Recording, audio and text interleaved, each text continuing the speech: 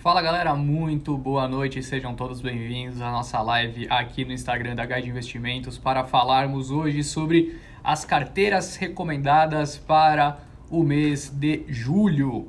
Temos muitas alterações nas nossas carteiras que mais uma vez tiveram ótimas performances.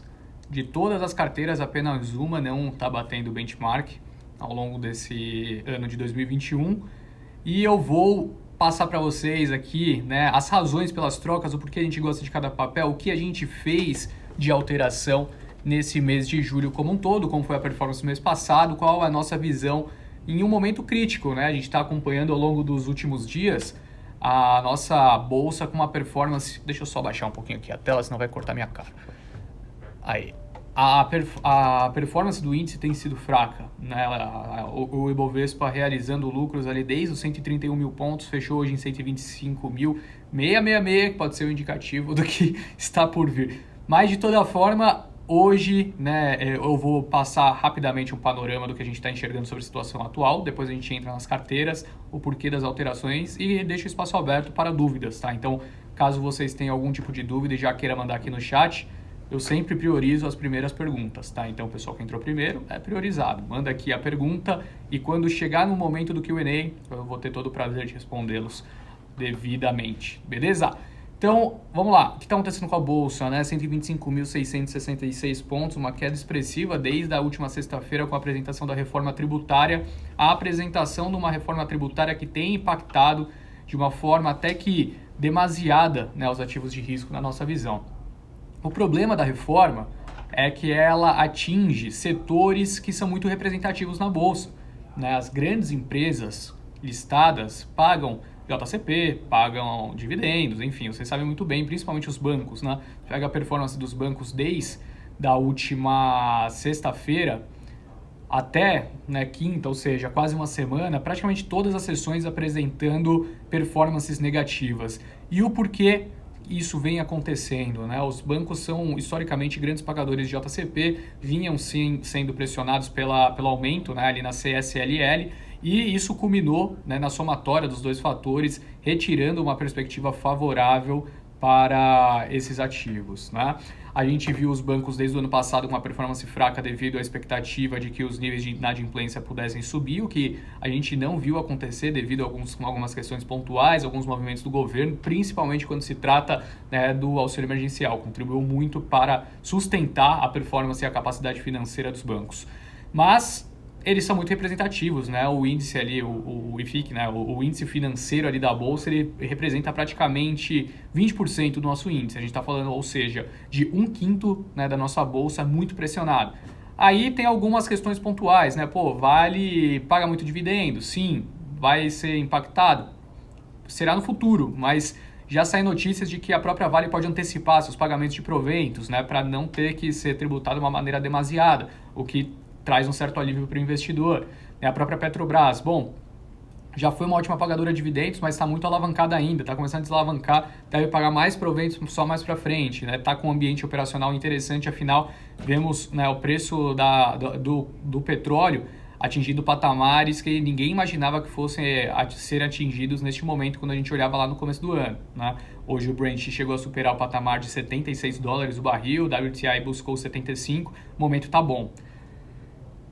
Então, o investidor sente uma certa desconfiança. Reforma tributária, um ponto importante. Outro ponto importante, né? Eu estou aqui com a CNN ligada em cima de mim, como vocês podem ver, e só se fala da CPI da pandemia, né? Por mais que no presente momento a gente não veja nenhum grande impacto, né, atingindo o governo, isso vai minando, vai corroendo, né? E a confiança do investidor, principalmente do investidor internacional, fica também um pouco menos condizente com o momento positivo que as empresas da nossa bolsa estão vivendo, né? Então isso impacta também. A gente está passando por um momento de crise hídrica, né? Uma grande elevação na tarifa de energia que foi anunciada recentemente, deve vir mais em breve. Também tem um grande impacto, né, principalmente ali no setor de energia e as outras empresas que utilizam. Todas as empresas, obviamente, utilizam energia para suas operações, né? A gente viu o setor de energia vindo numa derrocada impressionante desde então. Outro fator importante, né? Você tem tarifa de energia subindo em um momento onde as atividades econômicas estão reabrindo, com a perspectiva de que pode impactar de maneira mais forte a inflação. Impactando a inflação, consequentemente, é necessário elevar juros para conter essa inflação e transforma, né, o ciclo altista de juros acaba ganhando uma velocidade ainda mais expressiva. Ciclo de juros subindo, né, o ciclo de juros altista com juros subindo num ritmo mais forte que o esperado pelo mercado, de repente um aumento de 1 ponto percentual, né, ao Fernando Nakagawa. Estive com ele no começo desse ano.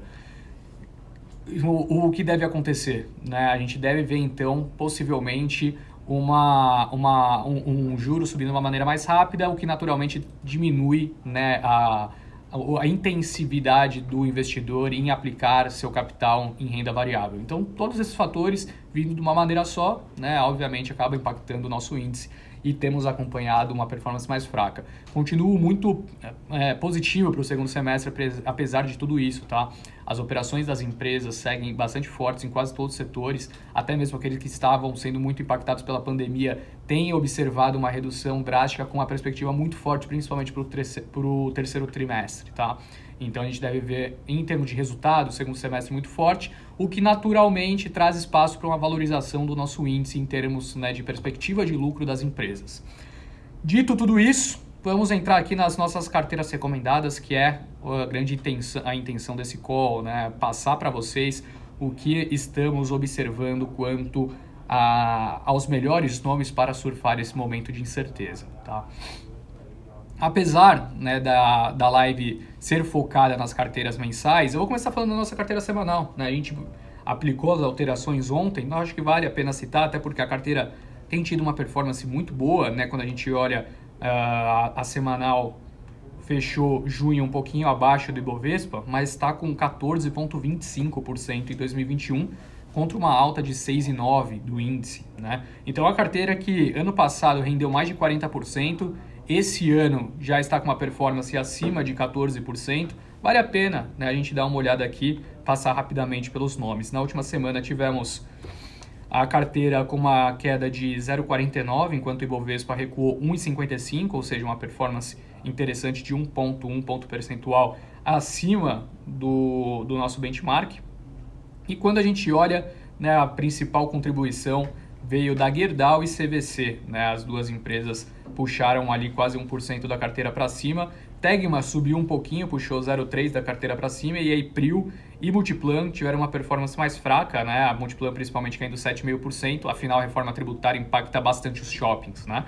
Principalmente também pelo segmento, pelo JCP, né? Quando a gente olha para a Multiplan, que acabou então perdendo 7,5%, puxou a carteira 1,5% para baixo.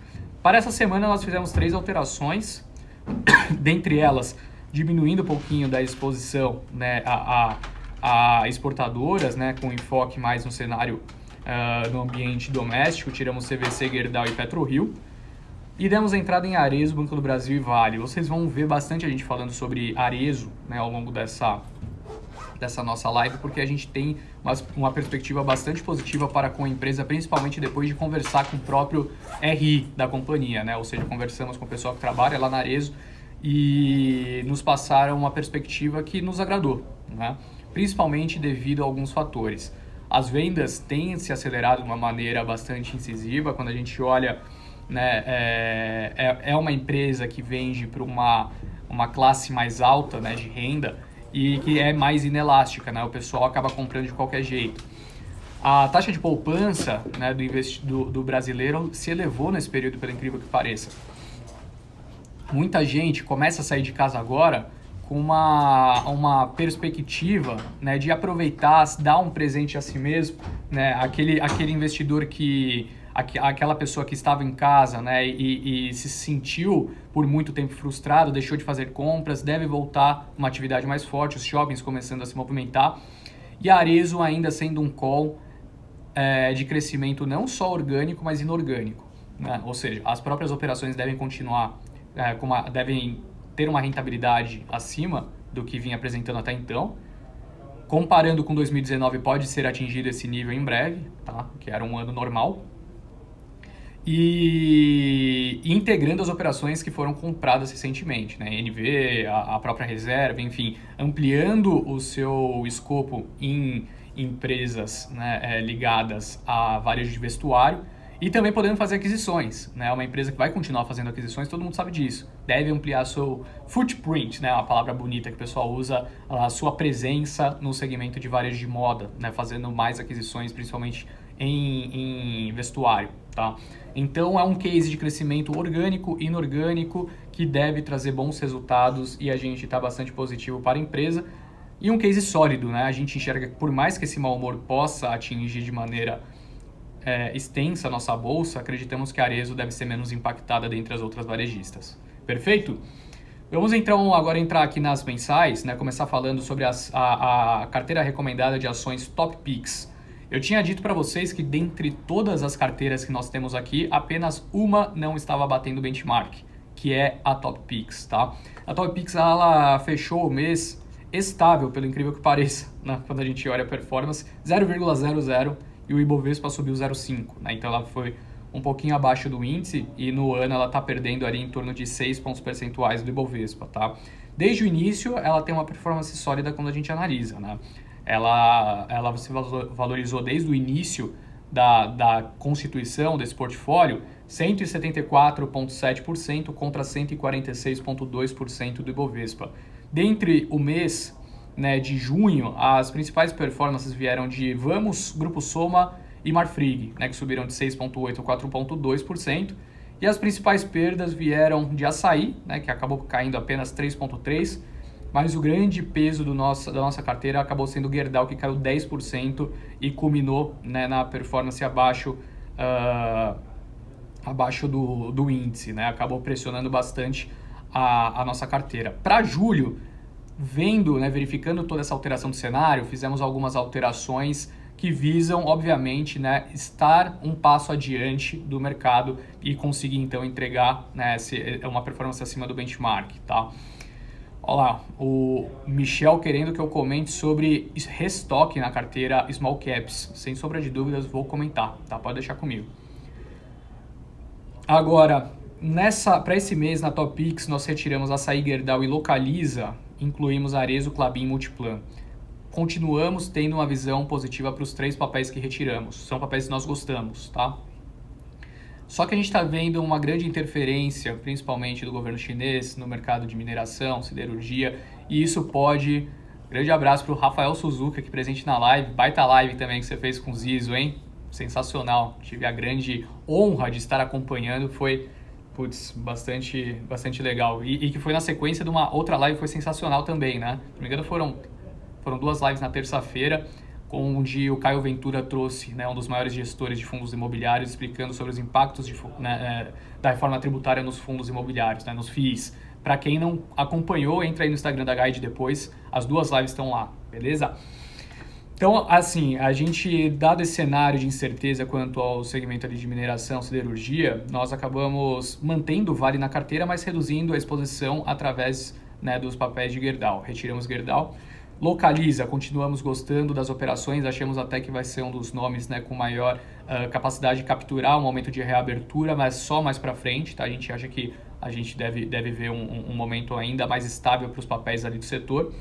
E Assaí, né, pelo ambiente de reabertura até beneficiado, sim, mas a gente preferiu a inclusão de outros nomes que acreditamos que no D1, né, de maneira inicial, devem ter uma performance mais forte dentre esse momento, esse cenário que estamos observando. Quem entrou na carteira então? Arezzo, Klabin, Multiplan. Arezzo, já expliquei as razões de ter incluído na carteira. Klabin, achamos que o papel está abandonado. Simplesmente isso.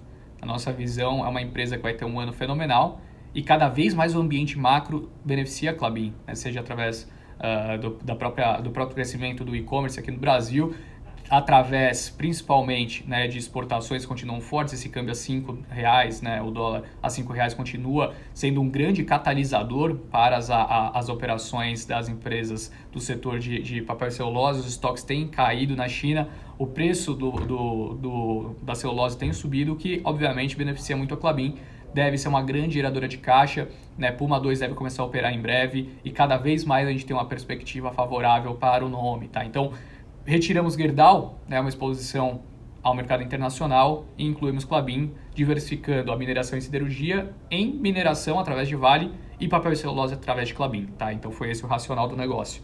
E Multiplan, a gente não acha que Multiplan vai apresentar um resultado forte no segundo tri, acho que vai vir um resultado em linha, tá? Sem grandes surpresas por ali. Principalmente pelo seguinte fator: os shoppings, né, a gente vê um movimento grande já ocorrendo, mas quando a gente observa, né, os contratos realizados devido à pandemia, ainda são contratos não tão favoráveis aos shoppings, embora o volume comece a crescer. Só que o volume está crescendo e o tempo de permanência dos clientes tem começado a crescer também, mas ainda abaixo do que a gente observava em 2019, né? A média da população, da galera que fica dentro do shopping era algo em torno de 2 horas. Isso caiu para 50 minutos atualmente, tá? Então 10% da receita ali que vem de estacionamento caiu pra caramba porque o tempo que o pessoal tá ficando menos da metade. Além disso, o varejo de vestuário está muito forte, mas apenas 30% da área bruta locável, a famosa OBL dos shoppings, é de varejista, né? Então, o que eu quero dizer quanto a isso? Diferentemente dos Estados Unidos, que ali fica 55, 60. Os shoppings brasileiros, eles têm uma capilaridade diferente, né? Você tem uma exposição também, né, a uma praça de alimentação expressiva, né, academia, supermercados, enfim. Alguns segmentos que ainda não voltaram tão forte. Então, e um outro fator que eu acabei não mencionando aqui: a população que foi vacinada até esse segundo trimestre de 2021, ali o meio, pelo menos, do segundo trimestre de 2021, também não é a população que frequenta tanto shopping, né? Que é o pessoal da faixa etária mais elevada. Quem frequenta mais shopping é o pessoal ali dos 20 aos 50 anos, está começando a ser vacinado agora. Vai se sentir mais confortável em frequentar shoppings, né? Então, acho que vale a menção. O segundo tri não deve ser tão forte, mas nesse patamar de 22, 23... dado também os impactos, né, que na nossa visão já foram precificados da reforma tributária, com principalmente o JCP pegando para os shoppings, a gente vê que esse patamar é interessante para entrada, tá? Então incluímos, mesmo sabendo que o resultado do segundo tri talvez não seja tão forte, esperamos que o terceiro tri seja muito forte, tá? Bom, então acho que eu expressei aqui, né, o porquê, as razões da inclusão de Arezo, Klabin e Multiplan na carteira Top Picks, visando então, como eu disse, né, conseguir ali buscar o benchmark, belezinha? Agora vamos para as outras carteiras, né? Falar um pouquinho da carteira de dividendos.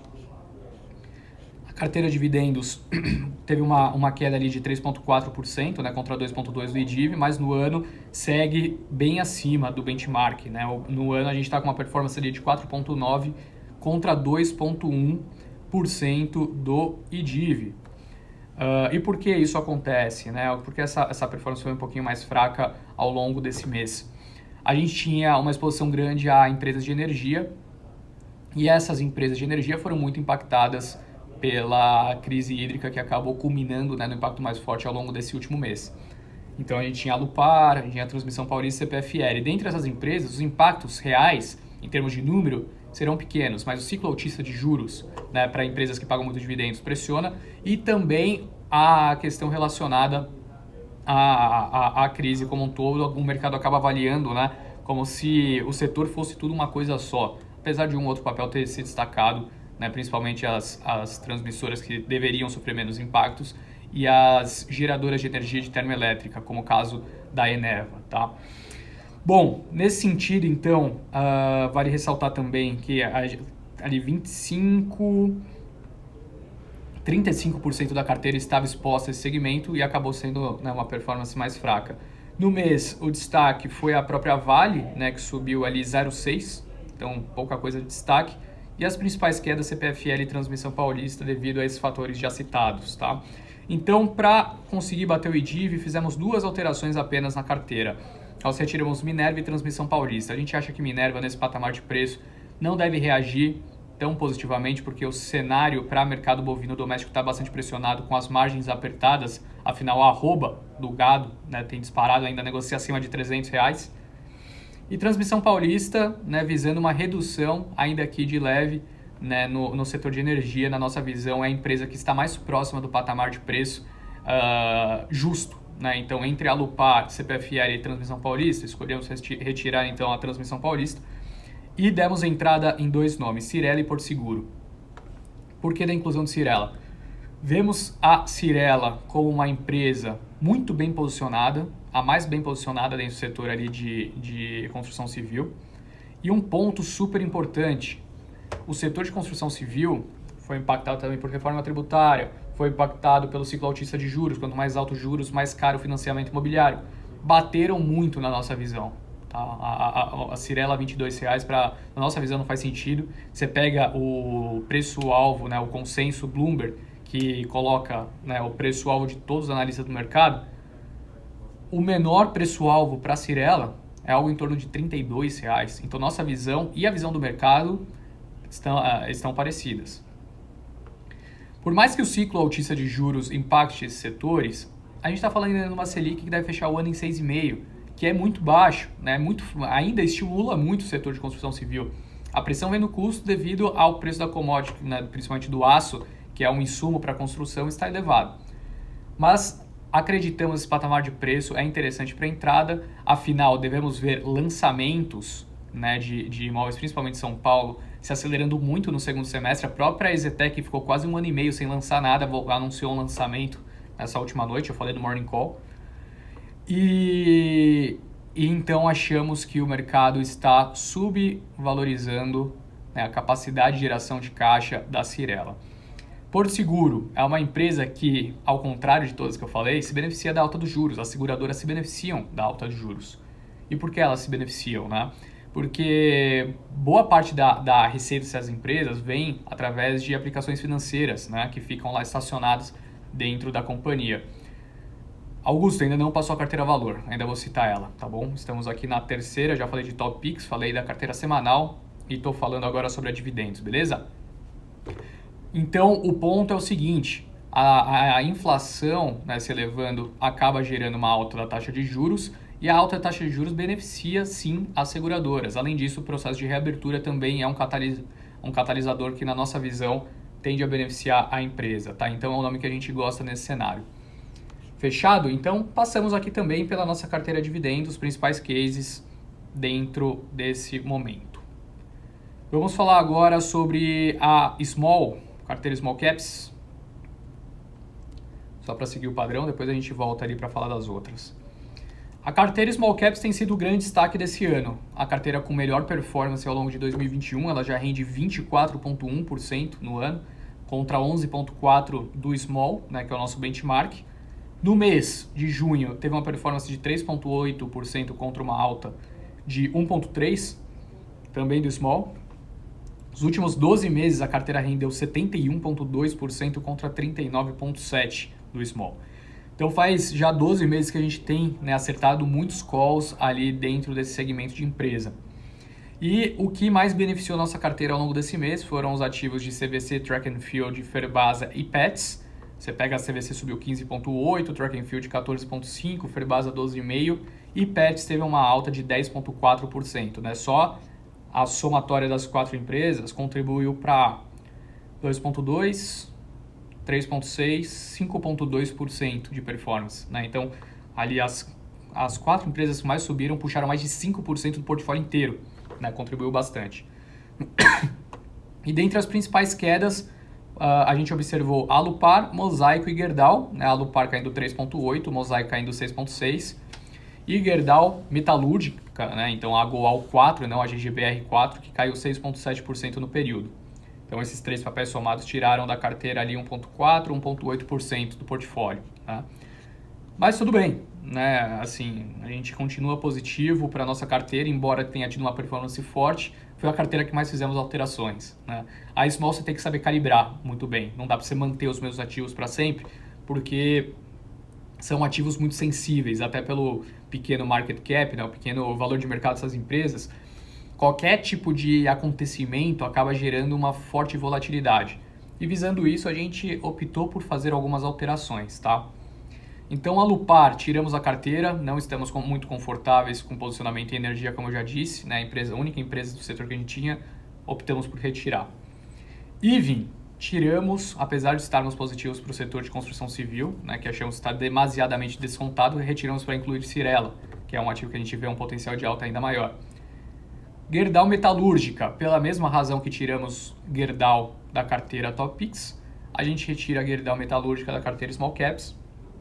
Mosaico é um nome que a gente gosta para longo prazo, para holding, né? Ou seja, para o que a gente costuma falar, aquele investidor buy and holder, né? Ou seja, ele segura a carteira no longo prazo, né? Segura o ativo para o longo prazo. É um nome que a gente adora nesse sentido, mas que ainda não entregou, né? O mercado vai esperar entregar para ter uma valorização dos ativos. Quem já entregou foi a Melius, saiu ali dos 15, 18, 20 reais para bater 50 e fazer um follow-on, né? Anunciou follow-on na semana passada, talvez. Principalmente pelo cashback, né? A Mosaico deve implementar em breve o seu programa de cashback em parceria com o próprio BTG. É um catalisador que a gente gosta, sim. Por fim, a SLC Agrícola retiramos também da carteira nesse mês. Apesar de seguirmos positivos para com o papel, preferimos focar em alguns ativos aqui domésticos, tá? Então vamos lá, entradas na carteira de Small Caps. Deixa eu dar um golinho de água, eu tô falando muito.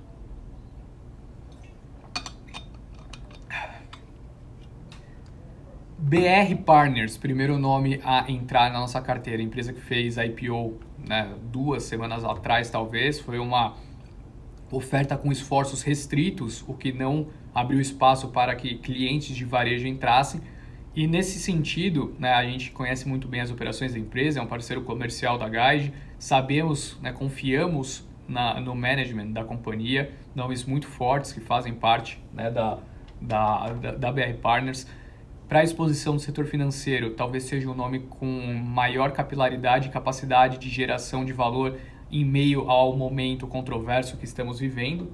Tá? Então, nossa top pick sempre foi o BTG, né? A gente sempre fala isso. Mas nesse momento achamos que a BR Partners é um nome que ainda tem uma capacidade, né, de apreciação no longo prazo muito interessante. Principalmente por utilizar os recursos do IPO, né? Não foi uma oferta secundária, ou seja, não deu saída para os sócios. Foi uma oferta que abriu espaço, né, para entrar liquidez e deixá-los mais capacitados, né, e com uma capilaridade que os possibilita de participar de ofertas ainda maiores. Tá? Então, BR Partners, adoramos, entrou na carteira. Cyrela entrou no lugar de Ivin, como eu já disse. Localweb entrou no lugar de Mosaico, apenas uma mudança ali no setor de tecnologia. Achamos que a Localweb é um nome que deve sim se beneficiar bastante do momento, né, que a gente está vivendo, seja o mundo digital, né, que acabou abrindo, né, a possibilidade da Localweb expandir seus negócios em diferentes frentes e tem muito valor a ser agregado nesse momento. Né? Eles já fizeram as aquisições, tem espaço para fazer mais, mas tem muito valor para ser capturado através da sinergia das aquisições que eles realizaram. Tá? Seguimos positivos. O nome que mais nos perguntaram, até alguém já perguntou aqui ao longo dessa live, que é a tal da Restock, né? Ou a Lely Blanc, como todo mundo conhece, LLIS3. Nós conversamos com o RI da empresa, né? Eu conversei com eles ontem 4 horas da tarde, talvez. E eu gostei do que eu ouvi. Tá? O que eu ouvi?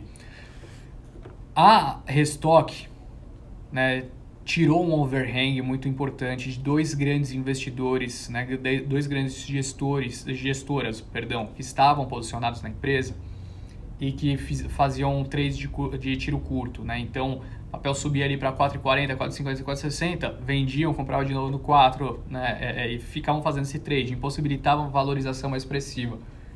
Até mesmo quando a gente compara com os pares do setor, colocando um desconto ali de 50%, a empresa deveria valer 3, 4 vezes mais. Mas o mercado não paga porque tem uma falta de confiança grande. A gente acha que nesse patamar de R$4 é um patamar muito interessante para a entrada. Tá?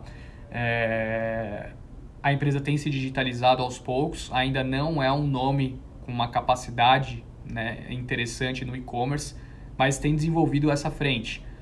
É uma empresa que todas as suas marcas possuem pelo menos 750 mil seguidores no Instagram, né? Ou seja, eles têm a faca e o queijo na mão, precisa cortar, né? Precisa evoluir o e-commerce, mas já tem toda a galera que segue e uma galera engajada com as marcas, né? Para quem não sabe, a Restock é dona da da Lely Blanc, da Dudalina, da John John, e é uma empresa que quase chegou em recuperação judicial, mesmo tendo esses nomes fortes.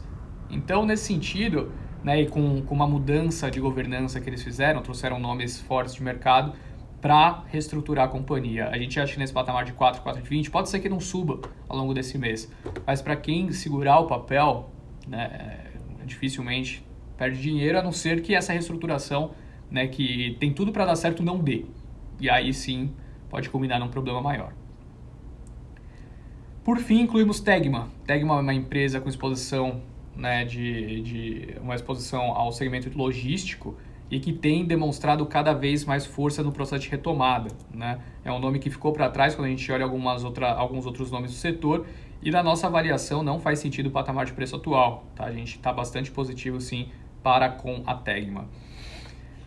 Tendo dito isso, agora a gente vai passar para carteira valor, né? A carteira que o Augusto pediu aqui, e sem sombra de dúvida a gente vai citar, né? A carteira que é uma competição, é uma carteira que a gente cria para participar da competição do valor econômico.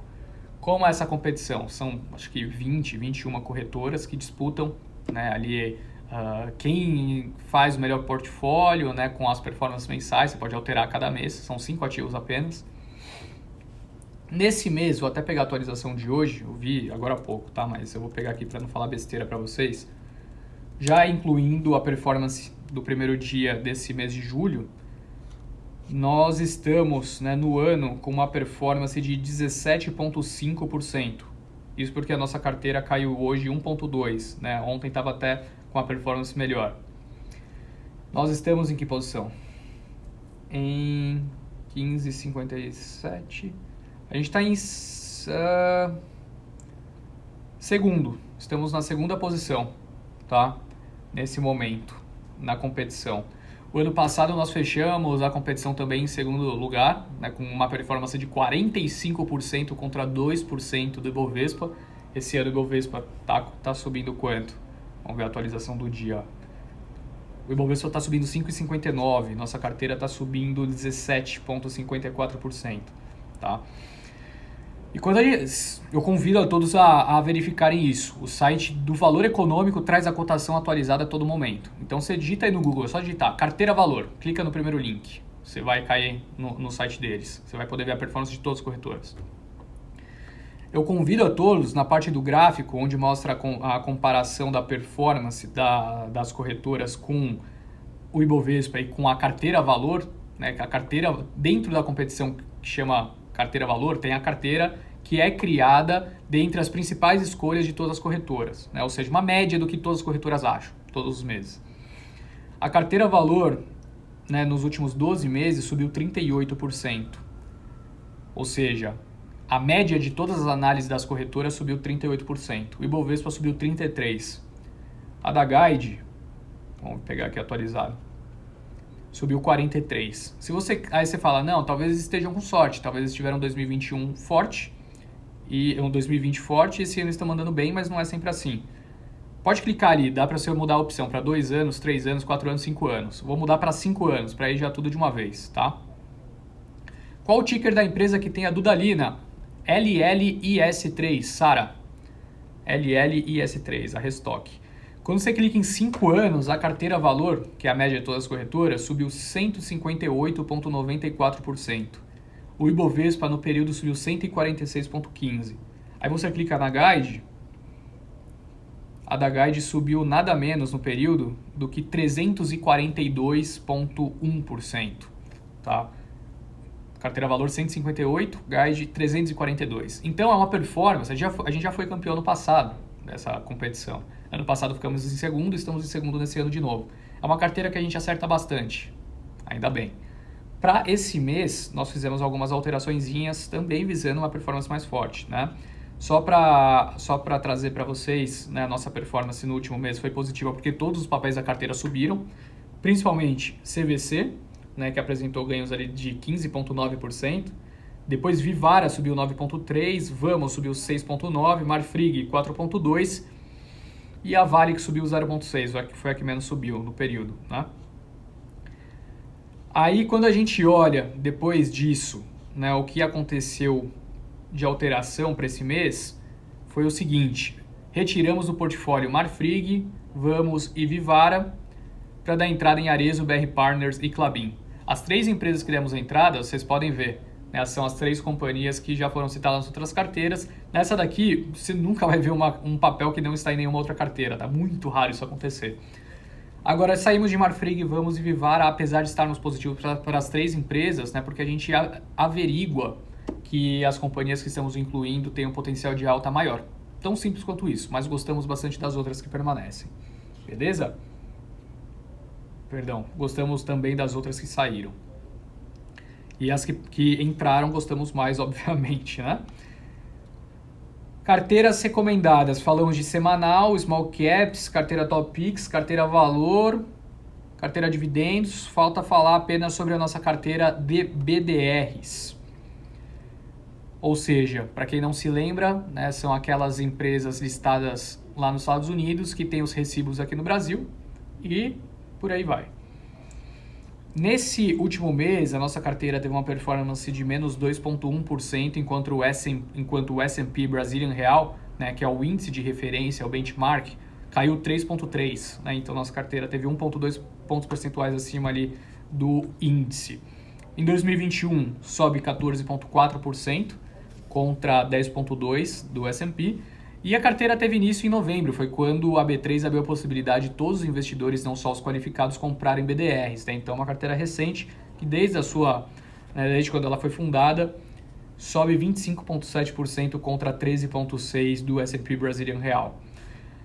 Lembrando, as BDRs, né, os certificados, como são empresas listadas nos Estados Unidos, eles não só variam de acordo com a performance das empresas lá fora, eles também variam de acordo com a variação cambial. Então, o que aconteceu no último mês? O dólar despencou para 4,90. Então, os ativos, as BDRs, tiveram uma performance fraca, principalmente devido ao dólar, tá? Até mais do que devido aos outros fatores. Dentro da carteira, né, o que mais se destacou e o que teve uma performance mais fraca. Tesla foi a principal alta, subiu 3,9%, depois Apple subiu 3,8%, Facebook subiu 2,9%. E dentre as principais quedas, Boeing, Rio Tinto e Booking. Né, a Boeing caiu 6,4%, Rio Tinto caiu 7,7% e Booking caiu 10,8%.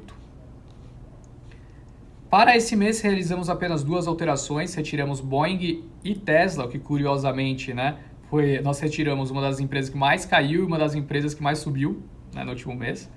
E incluímos os ativos de Mercado Livre, ou seja, Mercado Livre, aquele que você conhece. Né, apesar de ser uma empresa argentina, ela é listada nos Estados Unidos, dá para comprar a BDR dela aqui no Brasil. E Nvidia, né? Nvidia é uma empresa que acho que todo mundo conhece. Né? Nós fizemos essas alterações devido a 2 fatores. Né? Acreditamos que Boeing nesse patamar de preço não está mais tão atrativo, até gostamos mais de Airbus. E Tesla se valorizou muito recentemente e temos um pé atrás quanto ao CEO da companhia. Né? Então, tivemos um mês muito positivo, né? A empresa caminhou bem, tivemos notícias de recalls, né, de carros lá na China principalmente, enfim, uma incerteza quanto às operações da empresa, preferimos colocar o lucro no bolso e demos entrada esses 2 nomes, né? Principalmente o Mercado Livre, que a gente começa a ver, né, que é um papel que o mercado todo gosta, mas com uma capacidade, né, de geração de valor muito grande ainda, seja através da frente logística, seja através da frente financeira e seja através do e-commerce. Logística se expandindo pra caramba. Eles vão investir só nesse ano 10 bilhões de reais no Brasil, mais do que a somatória dos últimos 4, 5 anos. Né? Investimento forte sendo realizado aqui, conseguiram um aval do BC para atuar como instituição financeira, então o mercado pago cada vez ganhando mais tração. E logística, né, um nome, o Mercado Livre, eu acho que todo mundo já percebeu como é gostoso comprar no Mercado Livre. Né? Cada vez mais você consegue comprar e chega mais cedo na sua casa. Outro dia eu fiz uma compra no Mercado Livre, sei lá, 7, 8 da noite, e quando eu acordei no outro dia estava na minha casa. Então, assim, estão muito bem posicionados em todas as frentes, né, com um centro de distribuição bastante eficiente, eles compraram até aeronaves no ano passado para fazer, né, entregas. Eu lembro de ter visto há um tempão atrás no LinkedIn, não sei se foi do CEO ou do CFO do Mercado Livre, eles fazendo entrega através de barcos aqui numa região do Brasil que você só consegue chegar através, né, de navegação. Então, eles estão, na minha visão, em outro patamar, a empresa mais bem posicionada do e-commerce brasileiro. não só brasileiro, né, tem presença em toda a América Latina, vamos fazer grandes investimentos também no México, é um nome interessante na nossa visão. Belezinha? Então, acho que assim, das carteiras é isso. Eu vou só passar rapidamente aqui o que aconteceu com a carteira de fundos imobiliários, mas obviamente que eu não vou explicar as razões das trocas, porque eu não sou analista de fundos imobiliários, não sei, tá? Mas um último detalhe aqui, todas essas carteiras estão gratuitamente disponibilizadas no nosso site, o Guia Financeiro. Você entra no site o Guia Financeiro, vai na parte lá em cima, clica em carteiras recomendadas, você vai ter acesso a todas as carteiras, com todas as análises, todos os papéis que estão nas carteiras, tem o racional, tem a explicação do porquê a gente gosta dessas empresas, tá? Tem essa live gravada, a live vai ficar gravada. Terminando a live aqui, vai ficar gravada. Você pode mandar para os seus amigos, para quem você quiser. E eu voltar para algum momento que eu tenha conversado já. Tá? Então vamos lá. Sobre fundos imobiliários, carteira que sofreu, obviamente, né, devido à reforma tributária. Perdeu 2,5 contra 2,1 do IFIX. Em 2021 cai 1,2 contra uma queda de 3,5 do IFIX, então uma performance bastante acima, né, do benchmark. Nos últimos 12 meses sobe 3,4 contra uma queda de 1,9 do IFIX, então um gap ainda maior, uma geração de valor, um alfa maior. E desde o início subiu 133% contra uma alta de 101% do IFIX, tá? As alterações da carteira são as seguintes. É que aqui o relatório do Caio é diferente do nosso, tá? Não sei exatamente qual a parte aqui que deixa isso claro. Deixa eu só dar uma olhada.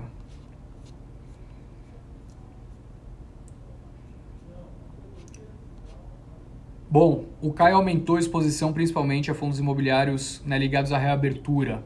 Então convido a todos a entrarem aqui. Eu não vou conseguir passar rapidamente para vocês como eu achei que eu conseguiria, tá? Mas entra aí no site e lê com calma. Ele fez a discussão em torno, vou passar a visão dele, tá?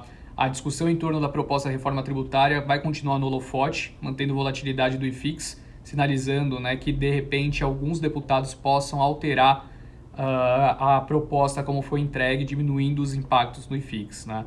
E devido a essa grande volatilidade, chama atenção para aberturas de oportunidades no mercado secundário e nesse sentido aumentou posições em fundos da carteira que apresentam desconto relevante em relação a níveis históricos, tá? Então, o principal enfoque é esse. São fundos que tiveram uma performance mais fraca ao longo do mês passado, mais impactados pela apresentação da reforma tributária e como ele acredita que algumas alterações serão realizadas, ele acha que isso é uma oportunidade, tá? Então, convido a todos a dar uma lida no relatório. Muito obrigado, JH Munareto, pelos parabéns enviados aqui. Vamos lá, eu vou pegar aqui rapidamente as perguntas que foram enviadas ao longo da live. O Marco falou que se Multiplan voltar para os 20, ele entra forte, né? Ele acredita na retomada, como nós. O que achamos de Randon? Estou vendo oportunidade de entrada, o Marcos Pitou falou aqui. A gente gosta de Randon, tá? Até conversamos também com a empresa recentemente, gostamos do que ouvimos, mas não achamos que seja um nome, né, que esteja com uma perspectiva tão favorável de valorização no curto prazo, que é o enfoque das empresas que estão aqui na carteira, tá bom? Conteúdo top e de graça. Exatamente, Jean. É para isso que estamos aqui.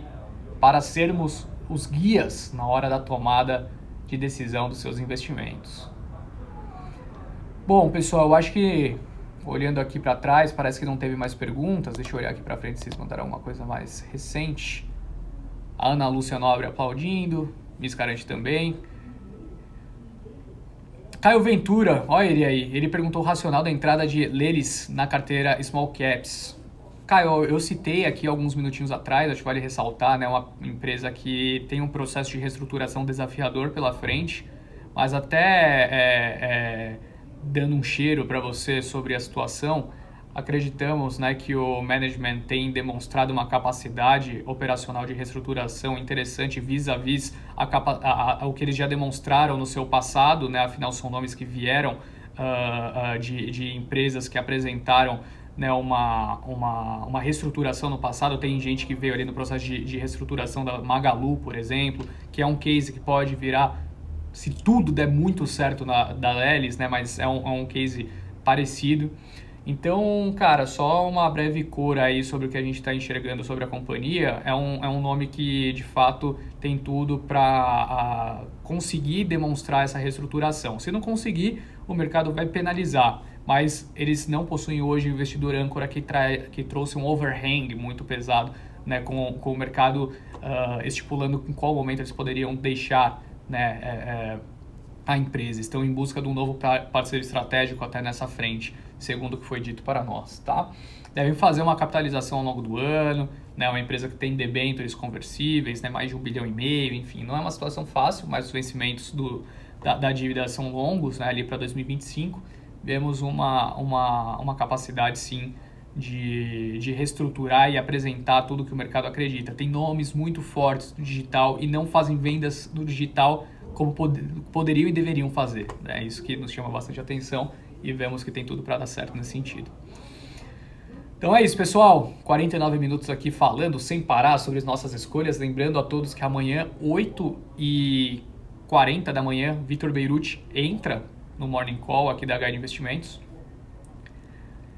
E às 8h55 eu entro para falar sobre as principais notícias corporativas, né? Então Beirute entra falando de economia, depois eu entro para falar de notícia corporativa. Espero vocês daqui 13 horas. Daqui exatamente 13 horas eu estarei entrando de novo aqui no Instagram da Guide Investimentos. Belezinha, pessoal? Obrigado pela presença de todos. Uma ótima noite fria aqui, pelo menos em São Paulo. Vistam seus casacos. Muito obrigado mais uma vez, uma ótima noite e até mais. Tchau, tchau.